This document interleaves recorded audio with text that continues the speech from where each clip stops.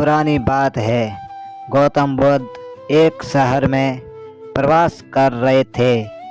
उनके कुछ शिष्य भी उसके साथ थे। उसके शिष्य एक दिन शहर में घूमने निकले तो उस शहर के लोगों ने उन्हें बहुत बुरा भला कहा। शिष्यों को बहुत बुरा लगा और वे वापस लौट गए।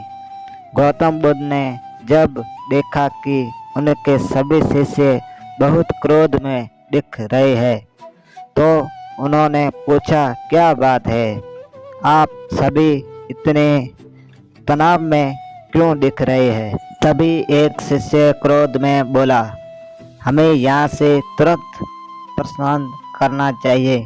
जब हम बाहर शहर में घूमने गए तो यहाँ के लोगों ने बिना वजह हमें बहुत बुरा भला कहा।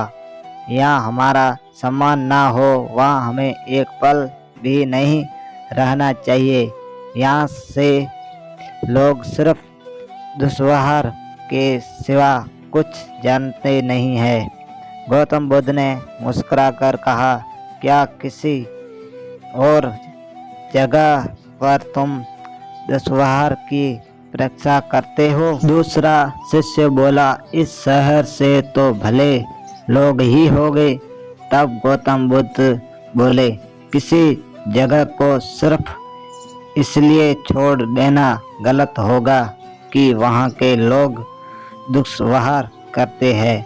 हम तो संत हैं, हमें तो कुछ ऐसा करना चाहिए कि इस स्थान पर भी शायद उस स्थान को तब तक न छोड़े जब तक अपनी इच्छाओं से वहाँ से लोगों को सुधार न दे। हम जिस भी स्थान पर जाए वहाँ के लोगों का कुछ न कुछ भला करेंगे ही वास्तव लौटेंगे। हमारे अच्छे व्यवहार के बाद वह कब तक बुरा व्यवहार करेंगे? आखिर में उन्हें सुधारना ही होगा। वास्तविक रिश्तों में संतों का कार्य तो ऐसे ही लोगों को सुधारना ही होता है।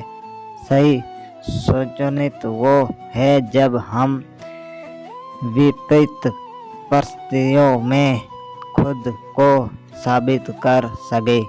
ये सभी बातें सुनकर बुद्ध के प्रिय शिष्य आनंद में प्रवेश किया। उत्तम व्यक्ति किसे कहते हैं? इस पर बुद्ध ने जवाब दिया, जिस प्रकार युद्ध में बढ़ता हुआ हाथी चारों तरफ के तीर सहते हुए भी आगे बढ़ता जाता है, ठीक उसी तरह उत्तम व्यक्ति भी दूसरों के आह्वासों को सहते हुए अपना कार्य करता रहता है। खुद को वश में करने वाले प्राणी से उत्तम कोई और नहीं हो सकता। गौतम बुद्ध की बात शिष्य को अच्छी तरह से समझ में आ गई और उन्होंने वहाँ से जाने का इरादा हत्या